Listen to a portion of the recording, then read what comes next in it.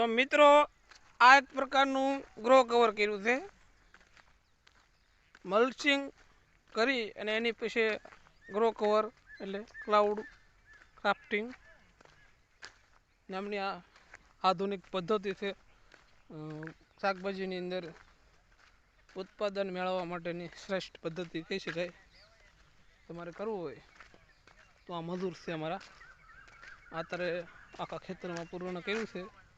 એ આજુબાજુની વાડીમાં પણ કરવાનું છે અને આ વાડીમાં પણ કરવાનું છે અને આગળ નાળિયેરીમાં પણ કરવાનું છે.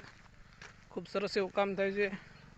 પેલા ડ્રીપ મલ્ચિંગ અંદર તુરિયા, દૂધી, કારેલા